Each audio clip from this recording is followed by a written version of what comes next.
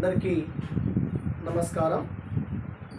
నేను మీ శ్రీనివాస్ సార్, తెలుగు అధ్యాపకులు. అయితే ఈరోజు పాఠ్యభాగానికి సందర్భించి మనము మొదటి సెమిస్టర్లో గోడగూచి అనేటువంటి పాఠ్యభాగానికి సంబంధించి మనము చర్చించుకోవడం అనేది జరుగుతుందండి. అయితే గోడగూచి అనేటువంటి కవి ఎవరు, మరి గోడగూచి అనేటువంటి పాఠ్యభాగాన్ని ఎవరు రచించారు అంటే, గోడగూచి పాఠ్యభాగాన్ని పాల్కుర్కి సోమనాథుడు అనేటువంటి వ్యక్తి రచించడం అనేది జరుగుతుందండి. అంటే ఇప్పుడు మన గోడగూచి కథను ఎవరు అందించారని చెప్తున్నాము? పాల్కుర్కి సోమనాథుడు అనేటువంటి వ్యక్తి అందించాడు. మరి కవి పరిచయం కనుక మనం తెలుసుకున్నట్లయితే, పాల్కుర్కి సోమనాథుడు వరంగల్ జిల్లా పాలకుర్తి అనేటువంటి గ్రామంలో జన్మించాడు. ఎక్కడ జన్మించాడు నాన్న? వరంగల్ జిల్లా పాలకుర్తి అనేటువంటి గ్రామంలో జన్మించాడు పాల్కుర్కి సోమనాథుడు. మరి పాల్కుర్కి సోమనాథుడి యొక్క తల్లిదండ్రులు ఎవరని చెప్తున్నాం మనం ఇక్కడ? శ్రీయాదేవి విష్ణురామి దేవుల యొక్క పుత్రుడు ఎవరు అంటే పాల్కుర్కి సోమనాథుడు. అంటే ఈ యొక్క శ్రీయాదేవి విష్ణురామి దేవులకు మనకు సంతానము కలగపోయేసరికి వారు ఏం చేస్తారంటే నాన్న, సోమేశ్వర దేవుడు అనేటువంటి వ్యక్తుల్ని వాళ్ళు ఆరాధించేవాళ్ళు. ఎవరిని? సోమేశ్వర దేవుణ్ణి ఎక్కువగా నమ్ముకునేవారు. అయితే ఈ యొక్క సోమేశ్వర దేవుణ్ణి ఆరాధిస్తేనే మాకు సంతాన భాగ్యం కలిగింది అనేటువంటి ఉద్దేశంతో ఆ యొక్క సోమేశ్వర యొక్క పేరు మీదుగానే ఈ యొక్క ఆ పేరు పెట్టారని చెప్పేసి చెప్పుకోవడం జరుగుతుందండి. ఏమంటున్నాం మనం ఇక్కడ? సోమేశ్వర అనేటువంటి యొక్క దేవుని యొక్క పేరును ఇక్కడ విష్ణురామి దేవుడు, అదేవిధంగా శ్రీయాదేవి అనేటువంటి వ్యక్తులు తమ యొక్క కొడుకు ఏమని పెట్టారంటే పాల్కుర్కి సోమనాథుడు అని చెప్పేసి పెట్టుకోవడం జరిగింది. అంటే ఆ పేరు పెట్టడానికి గల కారణం ఏమని చెప్తున్నాము? వాళ్ళ యొక్క ఇష్ట దైవము సోమేశ్వరుడు అనేటువంటి దేవుణ్ణి మేము ఆరాధించే వాళ్ళమే కాబట్టి ఆ యొక్క దేవుని పేరు మీదుగానే మేము సోమేశ్వరుడు అంటే సోమనాథుడు అని చెప్పేసి పిలవడం అనేది జరుగుతుందని చెప్పేసి చెప్పారు. అయితే చూడండి, మనం ఏమని చెప్తున్నాము? పాల్కుర్కి సోమనాథుడు ఎక్కడ జన్మించాడు? వరంగల్ జిల్లా పాలకుర్తి అనేటువంటి గ్రామంలో జన్మించడం అనేది జరిగింది. అతని యొక్క తల్లిదండ్రులు ఎవరని చెప్తున్నాము? శ్రీయాదేవి విష్ణురామి దేవుడి యొక్క పుత్రుడే ఈ యొక్క పాల్కుర్కి సోమనాథుడు. పాల్కుర్కి సోమనాథుడు 12వ శతాబ్దానికి చెందినవాడు. ఎన్నో శతాబ్దం అని చెప్తున్నాము? 12వ శతాబ్దానికి చెందినటువంటి కవి ఎవరు అంటే పాల్కుర్కి సోమనాథుడు అండి. మరి పాల్కుర్కి సోమనాథుడు అనేక రచనలు చేసినప్పటికీ, అంటే ఎన్నో రచనలు, అదేవిధంగా ఎన్నో కవితలు కావ్యాలను కూడా రచించారు. అందులో భాగంగానే మనకు తెలుగు సాహిత్యంలో ఏ సాహిత్యం అని చెప్తున్నాం బిడ్డ? తెలుగు సాహిత్యంలో శైవ సాహిత్యానికి సుస్థిర స్థానాన్ని సంపాదించినటువంటి వ్యక్తులలో అగ్రగణ్యుడు ఈ యొక్క పాల్కుర్కి సోమనాథుడు. ఎవరని చెప్తున్నామో? పాల్కుర్కి సోమనాథుడు ఎన్నో గొప్ప గొప్ప రచనలు చేసినప్పటికీ కూడా తెలుగు సాహిత్యానికి ఎనలేని కృషి చేసినటువంటి వ్యక్తి పాల్కుర్కి సోమనాథుడు అండి. చూడండి, అయితే అదేవిధంగా తెలుగు సాహిత్యానికి, అదేవిధంగా తెలుగు కవితలకు సంబంధించి ఎంతో అతని యొక్క కృషి చేయడం అనేది కూడా జరుగుతుంది. అదే ప్రకారంగా మనకు ఈ యొక్క పాల్కుర్కి సోమనాథుడు గోడగూచి అనేటువంటి కథను అందివ్వడం జరిగింది. అంటే గోడగూచి యొక్క నేపథ్యాన్ని, గోడగూచి యొక్క పాఠ్యభాగాన్ని కూడా మనకు అందివ్వడం జరుగుతుంది. అంటే గోడగూచి అంటే ఏంది, అలా ఉన్నటువంటి యొక్క సారాంశము ఏ విధంగా ఉందో చెప్తున్నాడు. అయితే ఈ యొక్క గోడగూచి అనేటువంటి పాఠ్యభాగాన్ని ఎక్కడికి వెళ్ళి తీసుకున్నాను చెప్తున్నాము? గోడగూచి అనేటువంటి పాఠ్యాంశాన్ని ఎక్కడికి వెళ్ళి తీసుకున్నాడు? బసవ పురాణము తృతీయ శ్వాసం నుండి తీసుకోబడినటువంటి యొక్క పాఠ్యభాగమే గోడగూచి యొక్క కథ అండి. ఎక్కడికి వెళ్ళి తీసుకున్నామో? బసవ పురాణము తృతీయ శ్వాసము నుండి తీసుకోబడినటువంటి పాఠ్యభాగమే గోడగూచి అనేటువంటి కథ అని చెప్పేసి చెప్తున్నామండి. చూడండి, అయితే మనం ఇక్కడ కవి పరిచయము తెలుసుకున్నామండి. మరి పాఠ్యభాగ నేపథ్యం ఏ విధంగా ఉందో చూద్దాం, ఓకేనా? అయితే గోడగూచి అనేటువంటి పేరు అండి, గోడగూచి అనేది ఏమంటున్నామో ఒక పేరు. మరి ఈ గోడగూచి అనేటువంటి పేరు ఒక అమ్మాయి, అంటే ఒక ఆడపిల్ల పేరు ఒక ఆడపిల్ల పేరే గోడగూచి. మరి ఈ గోడగూచి అనేటువంటి పేరు ఏ విధంగా ఉంది, అసలు గోడగూచి కథ ఏందో చూద్దాం, ఓకేనా?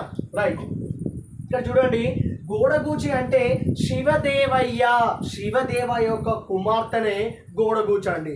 మరి శివదేవయ్య కుమార్తె గోడగూచి అయితే శివదేవయ్య అనేటువంటి వ్యక్తి ఏం చేస్తారంటే నాన్న, ఈ శివదేవయ్య అనేటువంటి వ్యక్తి వారి యొక్క గ్రామంలో వారి యొక్క వంశ పారంపర్యంగా అదేవిధంగా వారు శివుణ్ణి ఆరాధించేవాళ్ళు, అంటే శివుణ్ణి ప్రేమించేవాళ్ళు, అదేవిధంగా శివుణ్ణి భక్తితో కొలిచేవాళ్ళు అని చెప్పేసి చెప్తారండి. అయితే కేవలం ఒక శివునికి పూజలు చేసుకుంటూ అదేవిధంగా శివునికి నైవేద్యాలు ప్రసాదాలు అదేవిధంగా ఫలములు కూడా అందించేవాడు శివదేవయ్య. అంటే అతడు ప్రతిరోజు కూడా శివునికి నైవేద్యం పెట్టి శివుణ్ణి ఆరాధిస్తూ ఉండేటువంటి ప్రతిరోజు ఒక క్రమంగా అంటే క్రమ తప్పకుండా ప్రతిరోజు శివునికి నైవేద్యాలు ధూపం దీపాలు పెట్టేవారు శివదేవయ్య గారు. అయితే శివదేవయ్య గారు ఏం చేస్తారంటే నాన్న, అతనికి ఒక రోజు ఒక పని పడుతుందండి. ఏమంటుండే ఇక్కడ శివదేవయ్య గారికి ఒక రోజు తమ పని అవసరాల కోసం అంటే తమ అవసరాల కోసం ఒకరోజు ఆ పని కోసం బయటికి వెళ్ళిపోవడం అనేది జరుగుతుంది. అంటే ఎందుకోసం పోతుంది ఇక్కడ, తన యొక్క సొంత అవసరాలు లేదా పనుల కోసం బయటికి వెళ్ళిపోవడం జరుగుతుంది. అయితే మరి ఈ రోజు అంటే అతను పనికి పోయినటువంటి ఆ రోజు ఆ దేవునికి ఎవరు నైవేద్యం పెట్టాలి, ఎవరు ఆరాధించాలని చెప్పేసి శివదేవయ్య మనసులో అనుకుంటాడు. అంటే మనసులో అనుకొని బిడ్డ గోడగూచి ఇట్రా అని చెప్పేసి పిలుస్తాడు. నేను ఏ విధంగా అయితే మనం శివునికి ఆరాధించామో, ఏ విధంగా అయితే శివుడికి నైవేద్యము పాలను మనం ఇక్కడ ఆరగించామో అదే ప్రకారంగా నువ్వు ఈ రోజు నుంచి నువ్వు శివుణ్ణి ఆరాధించాలి. అదేవిధంగా నేను ఏ విధంగా అయితే శివుడికి నైవేద్యము ప్రసాదములు అందించానో అదే ప్రకారంగా కూడా నువ్వు అందించాలి బిడ్డ అని చెప్పేసి అంటాడు శివదేవయ్య. అప్పుడు ఆ గోడగూచి తమ ముగ్ధత్వంతో అంటే తెలియనటువంటి వయసుతోటి ఏమంటుందంటే, నాన్నగారు మీరు చెప్పినటువంటి విధముగానే నేను ఆ శివుణ్ణి ఆరాధిస్తాను, అదేవిధంగా ఆ శివుడికి కావలసినటువంటి యొక్క ఫలములు నైవేద్యములు కూడా అందిస్తాను నాన్నగారు, మీరు వెళ్ళండి అని చెప్తాది గోడగూచి. అయితే ఈ గోడగూచి ఏం చేస్తున్నారంటే వాళ్ళ నాన్నగారు చేసేటువంటి యొక్క విధాములోనే తన నాన్నగారు చేసినటువంటి యొక్క క్రమంలోనే ఆ రోజు ఏం చేస్తున్నారంటే ఒక మంచి కార్చినటువంటి అంటే ఒక నీటిగా ఉన్నటువంటి ఒక పాత్రలో కార్చినటువంటి ఒక ఆవు పాలను తీసుకుంటుందండి. కాచినటువంటి ఒక ఆవు పాలను తీసుకుంటుంది. అదేవిధంగా ఒక గిన్నెలో నైవేద్యము వండుకొని ఒక గిన్నెలో పాలను తీసుకొని ఆ యొక్క శివుడి దగ్గరికి వెళుతుంది గోడగూచి. మరి శివుడి దగ్గరికి వెళ్ళిన తర్వాత ఆ గోడగూచి అనేటువంటి ఆ అమ్మాయి ఏం చేస్తుందంటే, ఓ శివయ్య, ఓ దేవుడా, నేను నీకు కావలసినటువంటి మా నాన్నగారు ఏ విధంగా అయితే తీసుకువచ్చాడో అదే ప్రకారంగా నేను ఈ యొక్క నైవేద్యము పాలను ఫలములను పండ్లను తీసుకొచ్చాను, మీరు ఎలాగైనా వీటిని ఆరాధించండి ఓ శివయ్య అని కోరుతుంది గోడగూచి. అప్పుడు ఆ శివుడు ఎంతకు కూడా ఆమె పిలిచినటువంటి ఒక ఆమె భక్తికి ఆ శివుడు అక్కడ ఆమె భక్తి అంటే ఆమె పిలిచినటువంటి ఒక పిలుపులకు ఏ విధంగా సప్పుడు చేయకపోయి అంటే దానికి ఆమె చేసినటువంటి కదలికలు కావచ్చు, ఆమె పెట్టేటువంటి నైవేద్యాన్ని ఒప్పుకోకపోయేసరికి ఆ గోడగూచి ఏ విధంగా బాధపడుతుందంటే, అసలు నేను నీకు ఏ విధమైతే అవసరం ఉంటుందో, నీకు ఏ విధంగా అయితే నచ్చుతుందో, మా నాన్నగారు ఏ విధంగా అయితే అందించారో అదే ప్రకారంగా నేను తీసుకొచ్చాను శివయ్య, మనం మీరు ఎందుకు వీటిని స్వీకరిస్తారు అని చెప్పేసి చాలా బాధపడి కూర్చుంటుంది గోడగూచి. ఆహా, శివుడికి కోపం వచ్చేదేమో అని చెప్పేసి గోడగూచి ఏం చేస్తుందంటే, చిన్న పిల్లలను మనం ఏ విధంగా అయితే బ్రతిమాలుతామో అంటే వాడు తినకపోతే మనం ఏ విధంగా అయితే బ్రతిమాలుతామో అదే ప్రకారంగా ఈ యొక్క గోడగూచి కూడా ఆ యొక్క శివుని బ్రతలాడుతుంది. నీకు కావలసినటువంటి నీకు ఏమైనా చక్కెర బిళ్ళలు కొనిస్తాను, అదేవిధంగా మా గ్రామంలో బండ్ల జాతర ఉంటుంది, నేను జాతరకు తీసుకుపోతా, నువ్వు ఎలాగైనా పాలను తాగుతేనే నైవేద్యం తింటేనే నేను నిన్ను జాతరకు తీసుకుపోతా, లేకపోతే నేను తీసుకుపోను, కాబట్టి ఒక నైవేద్యాన్ని పాలను మీరు ఎలాగైనా స్వీకరించాలి ఓ శివయ్య అని కోరుతుంది గోడగూచి. అప్పటికి కూడా అంటే ఎంత బ్రతిమలాడినా కూడా ఆ శివుడు ఆ పాలను నైవేద్యాన్ని స్వీకరించకపోయేసరికి కోపానికి వస్తుంది. ఏమని, నాకు బాగా కోపం వస్తుంది శివుడా, మీరు తినరా, తినకపోతే నేను ఇడికెళ్ళి వెళ్ళిపోతా అని చెప్పేసి మనం ఏ విధంగా చిన్నపిల్లల పైకి కోపానికి వస్తామో అదే ప్రకారంగా ఈ యొక్క గోడగూచి అనేటువంటి అమ్మాయి కూడా కోపడుతుంది శివుని మీద. గోడగూచి అంటే మొదటగా ఏమంటుంది ఇక్కడ, బ్రతిమాలుతుంది. చిన్న పిల్లలను మనం ఏ విధంగా అయితే బ్రతిమాలుతామో అదే ప్రకారంగా గోడగూచి కూడా బ్రతిలాడుతుంది శివుడిని. అప్పటికి కూడా శివుడు వాటిని ఆరగించకపోయేసరికి కోపడుతుంది. ఆగ్రహంతో గోడగూచి ఏమంటుందంటే, శివుడా నువ్వు ఖచ్చితంగా తినాలి, అసలు ఎందుకు తినవని గద్దరిస్తూ అప్పుడు కూడా చాలా బాధపడుతూ అక్కడ అలసిపోయి కూర్చుంటుంది గోడగూచి. అయితే ఆమె ఎంత తినకపోయేసరికి ఆ యొక్క కాలి గిన్నెలను తీసుకొని వచ్చేటువంటి క్రమంలో వారి యొక్క తండ్రి గారు అయినటువంటి శివదేవయ్య వాటిని చూస్తాడు. అంటే నువ్వు నేను చెప్పినటువంటి పని నువ్వు చేయలేదు అంటే ఆ పాత్రలనే తీసుకొస్తున్నావు అంటే అక్కడ పెట్టి ఆ కాలి పాత్రలే తీసుకొస్తున్నావా లేదా అలా తీసుకొస్తున్నావా అని చెప్పేసి కోపానికి వస్తూ, నువ్వు ఎందుకు నేను చెప్పినట్టుగా చేయలేదు, శివుడు కోపానికి వస్తాడు అని చెప్పేసి చాలా కోపంతో శివదేవయ్య తమ యొక్క బిడ్డ అయినటువంటి ఒక గోడగూచిని ఆగ్రహంతో కొట్టబోవడం అనేది జరుగుతుందండి.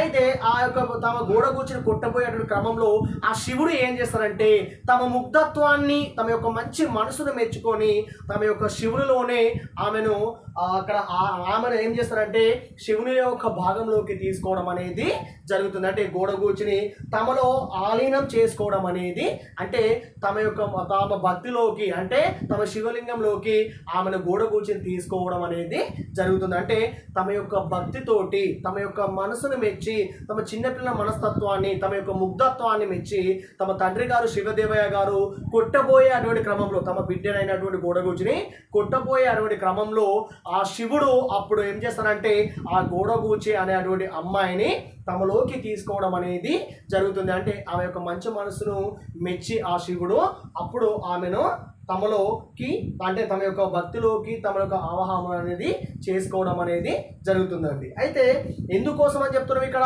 తమ తండ్రి గారు ఏ విధంగా అయితే చెప్పారో అదే ప్రకారంగా వెళ్ళి శివుడికి మొక్కుతుంది. కానీ శివుడు ఎంత తినకపోయేసరికి కోపానికి వచ్చి అక్కడే అలసిపోయి తిరిగి వస్తున్నట్టు క్రమంలో వారి తండ్రి గారు చూసి నువ్వు దేవునికి ఆరాధించని చెప్పేసి కొట్టబోవడం జరిగిందని చెప్తున్నాను కండి. ఆ కొట్టబోయే క్రమంలో శివుడు ఏం చేస్తాడు, అప్పుడు ప్రత్యక్షమై ఆ అమ్మాయిని తనలోకి తీసుకోవడం అనేది జరుగుతుంది. ఇది గోడగూచి యొక్క పాఠ్యభాగం.